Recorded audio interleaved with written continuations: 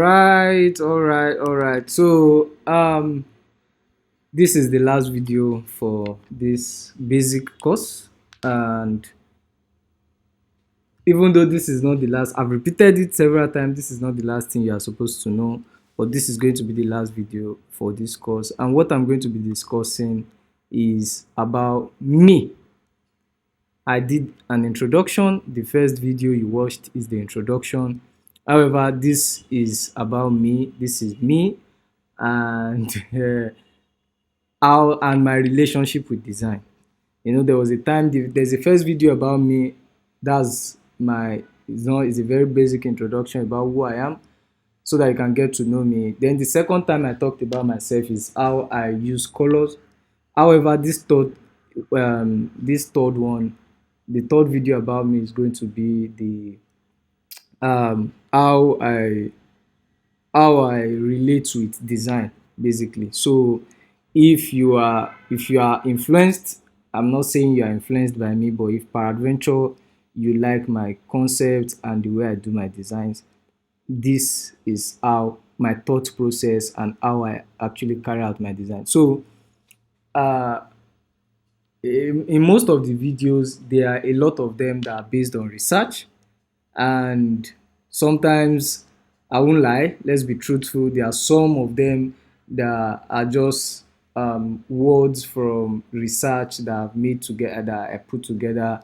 So however, those research resonates with me, and that's why they are there.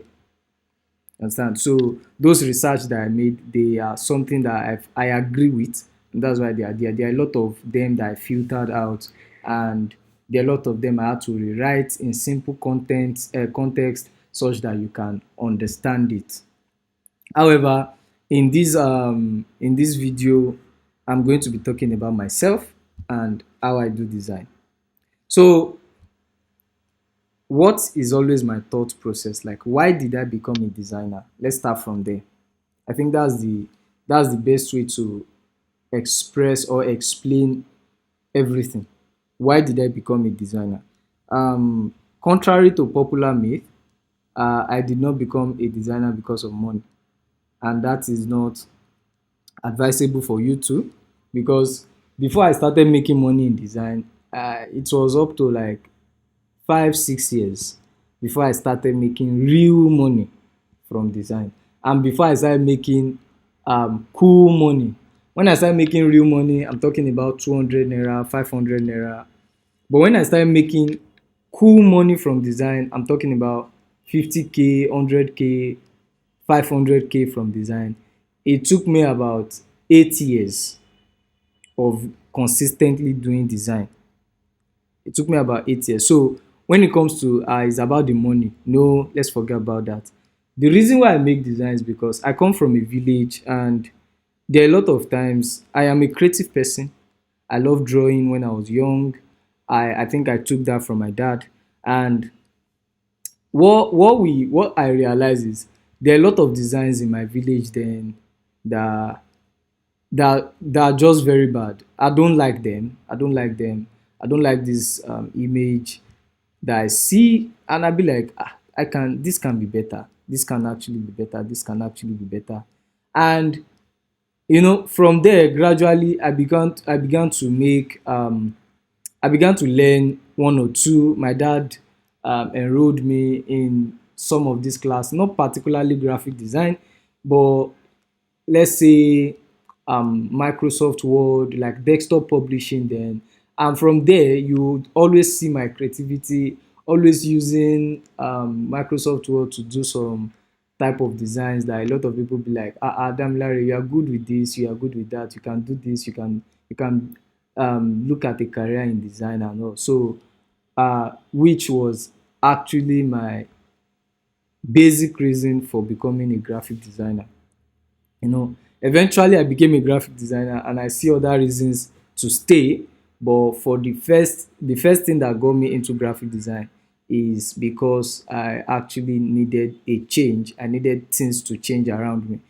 But eventually, even that reason became not reason enough, because I wanted to see designs in my village to change. However, when I got to the city, I began to see designs and I became intimidated. So I became intimidated when I got to the city and I began to see designs like, oh, there are other type of designs here. So it's just in my village that these designs are work. So and right now I'm not in my village anymore. I now live in the city. So it means my reason for becoming a designer, even when I was young, is now out of the line because there are other designs now that are good. So why should I still become a designer? So however, that reason that I had when I was younger propelled me into actually diving deeper into the world of graphic design. So and this is how I interact with graphics. Overall, right now, this is how I interact with graphics. First thing I want you to know is that before you make your design, use look for high quality image. I can't emphasize this enough, guys. I can't emphasize this enough. Use high quality image. The way high quality image will change what your picture or your design looks like, is like magic. And before you use high quality image, make sure that you've put the principle of design into practice. All the principle we've talked about, just make sure that the principle are in place, the elements, the principle and layout, all of them are in place. Then before you use your image, make sure it's high quality image. See, I'm telling you, as of last year, last 2 years, I started rejecting image from clients. I will tell you, I'm sorry, I can't use this image. And in fact, I sometimes um I sometimes create a photography section for my clients. I'll tell them, because I have a photographer, I don't work alone. I have my favorite guy, my photographer, and I tell him, yo guy, there's somebody that I'm going to refer to you. The person is going to come and take some image with you because I want to use that image in my design. I reject images. I tell you, sorry, I can't use that image. Is either you provide a better image for me, or you get you enroll into a photography section so that you can get a high quality image. So I use a high resolution image. Make sure that you use a high resolution image if you want your images or your designs to look like mine or even better than mine. Then secondly, before I start any design, I research a lot. I research a lot. The truth is, whatever is in existence now is just innovation. I don't think there's anything anybody creates from scratch anymore.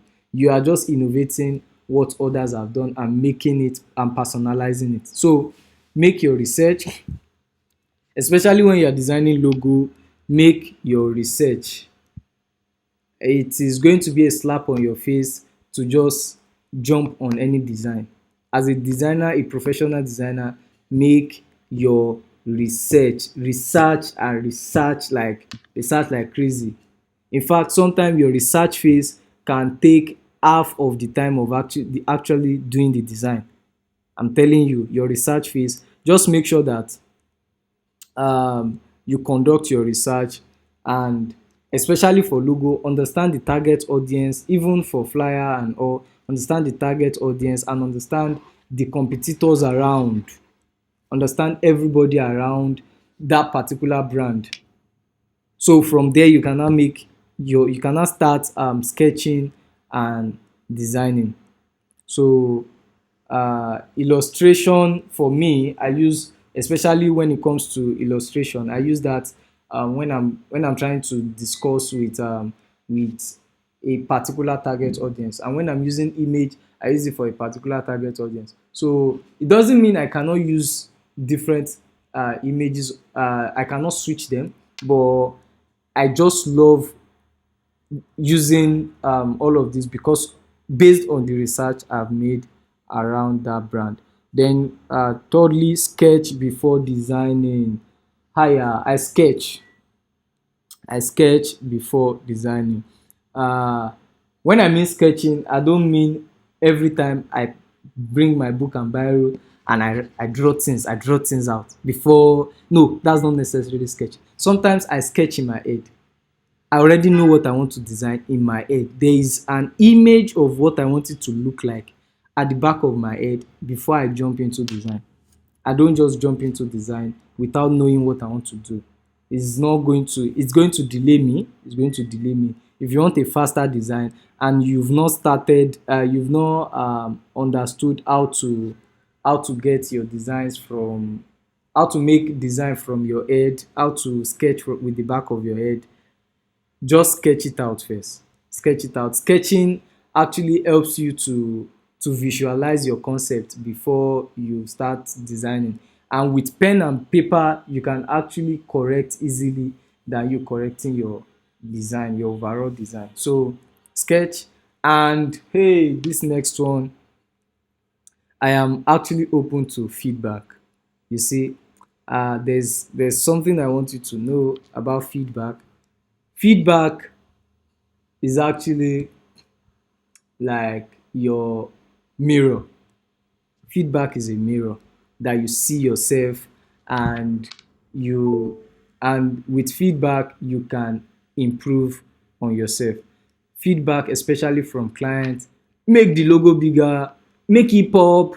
All of these are just mirror to show you what the design look like. You are not a hub of knowledge, and you cannot know everything. Even great designers, I'm telling you, great designers, they are being corrected.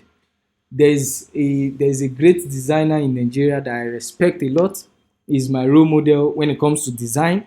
I respect this man a lot. And the day he told me, that thing changed my life, because normally, if I'm designing and you correct my design, I will try as much as possible to tell you why you should accept that design. But this man just said something and said, even he still gets corrected. So you are not the only one. If your client corrects your job or your work, you are not the only one. The greatest of all designers are also being corrected. They also deliberate on their design, and they are also told, hey, this design, do it like this. It may not be as you, it may not be as often as you, but everybody is always being. In fact, there was a time I was making design recently. I made a design for a brand, and out of the old design, I made 40 designs. They had to call me back on one particular design and say, ah, we don't love this, we don't like this, can you come up with another concept for this? I was like, wow, this feels so good. It's been a while I get corrected on my design, you know. So, and correcting that design gave me another view of the brand, and it helped me to create other designs for the brand better than what I've been creating, because they corrected it and they gave me a feedback that made my eyes see better than what I've been looking at. Feedbacks are like mirror, and you have to take them. Learn how to take feedback without you trying to be defensive. Don't be defensive with feedback. Learn how to take it. Then the next thing I do is, all of my design, I make it as simple as possible. Hey, see, when I started, I don't know if I could get if I would get any of the images of when I started. When I started, I used to bombard color, bombard font. In fact, when I started, I downloaded so much font. I downloaded so much font that I feel like the king of fonts. This font will slow my system down. I use I think I started with a 2 gig RAM system. Yeah, it was a 2 gig RAM system. So, and I had 4,000 fonts on this 2 gig RAM system. I have 4,000 fonts on it, and I think I have CorelDRAW, I have this, I have that. So anytime I'm designing, if I open CorelDRAW alone, it may take up to 30 minutes to open. Just to open my font, if I want to change a font, I'm telling you, it can take up to 30 minutes, 15 to 30 minutes before the font will load. And that's because I love font. Then having font, you are a king of design. When I started with some of my guys too, when we started, then you're king of design when you have too much of font. Like, and it doesn't make any sense.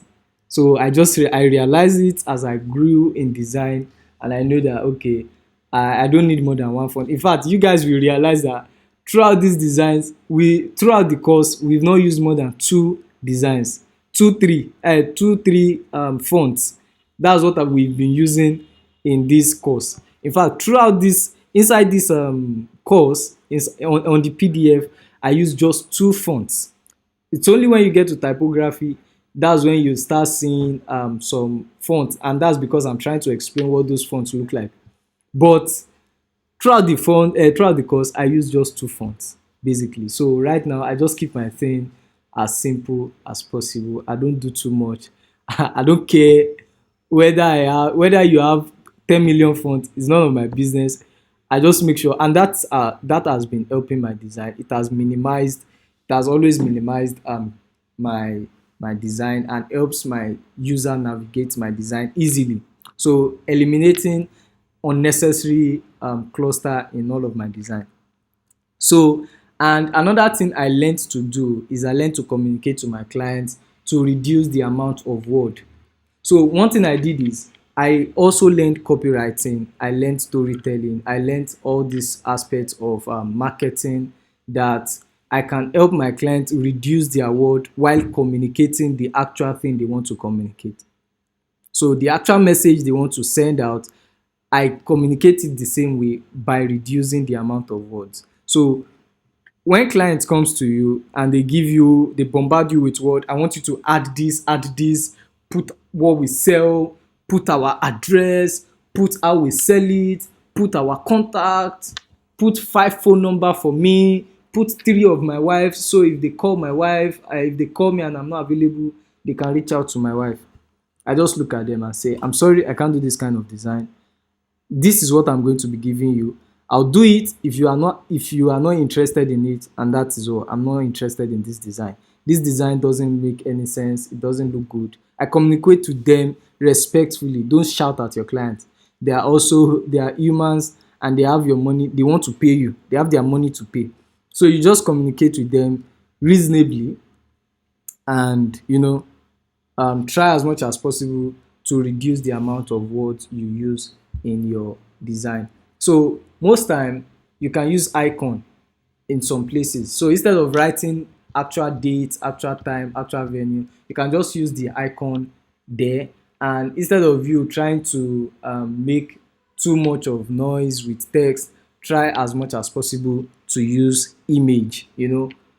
Text, image, icon, and this, they also speak the same volume as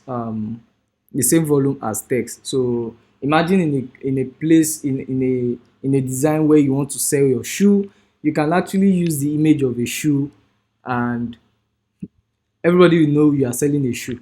So instead of you saying, if you go back to our design and we say sales of shoe, this and this and this, you can just put the images of shoe, different type of shoe, instead of you trying to write the types of shoe that you actually make. You understand? So then the next one is I study before I design. This can also be related um to research, but this one is that before I make a design, I go back a little bit, not every time though, not every time, but once in a while I study this psychology of designs over and over again so that I can be up to date with them.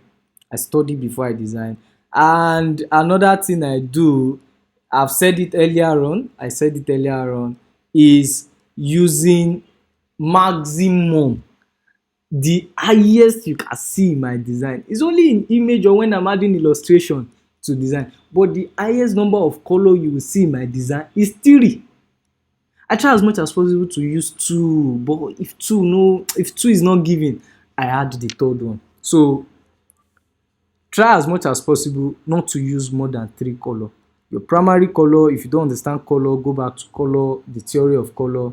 There is a section there where I talked about how I relate with color, how I use color personally. So use maximum of three color. This will help you to maintain visual consistency. It will help you to maintain visual consistency, and it will eliminate clusters in your design. So just Study, go back and study color, and make sure that you don't use more than 3 color. And the next one is, I've said it earlier, I don't use more than 2 fonts. I try as much as possible to not use more than 2 fonts. If the third font is going to come inside, then it's going to be once, and that is the end. It's going to come in once and it's not going to show its face again. In fact, just use 2 fonts. Why use 3 fonts? Why use more than 1 font? Just use 2 fonts. That's the end. Don't combine too much of font. It makes you look unprofessional. Makes you look unprofessional. And then I don't joke with alignment. Hey, see, I told you earlier on that alignment almost sent me packing out of my job. So I don't joke with it anymore. I don't joke with it anymore. Then also pay attention to details.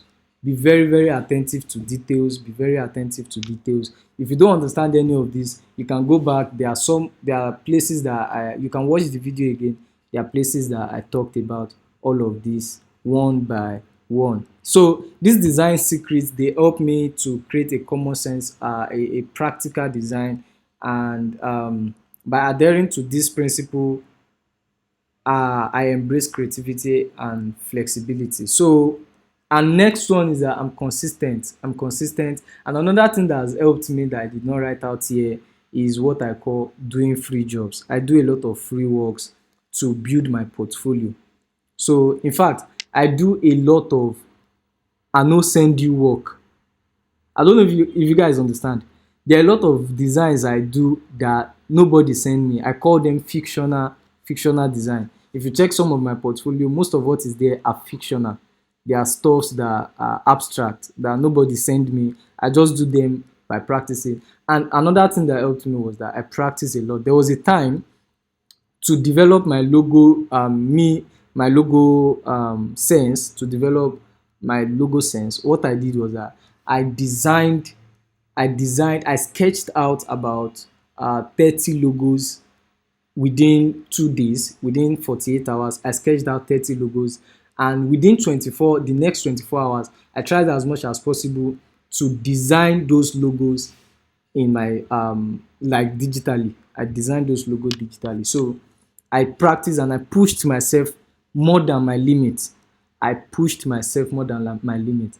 Lastly, I think a lot of things has helped me, and there are some that I did not write down. But the last one that I'm going to talk about is that I teach what I know.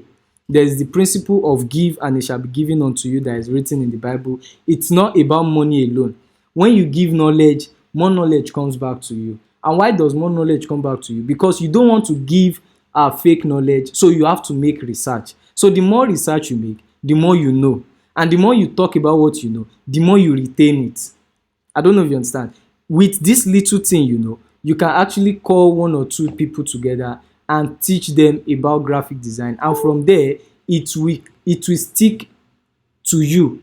It will become something that stick to you. So I hope that all of this my experience will shape you as a designer.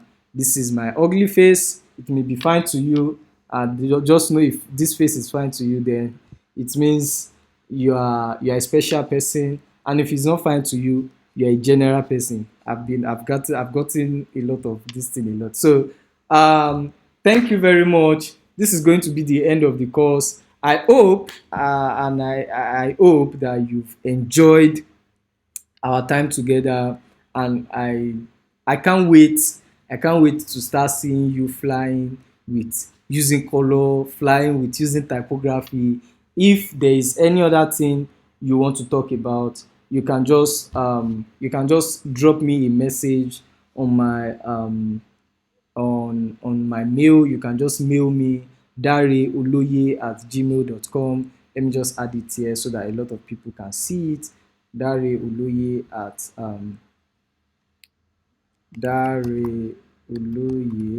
at gmail.com.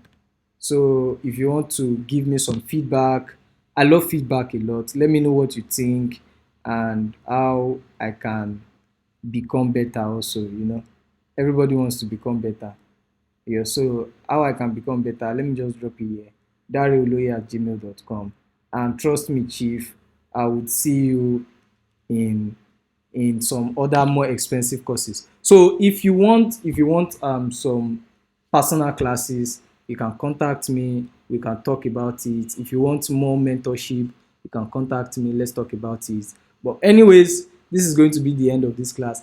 I feel like not ending this, but I trust me, I enjoy every of our journey together, and I would see you in any other course that I put out there. So the next page is just for links to other resources that can help you to become better. Do well to check any of those links. And later, guys, bye.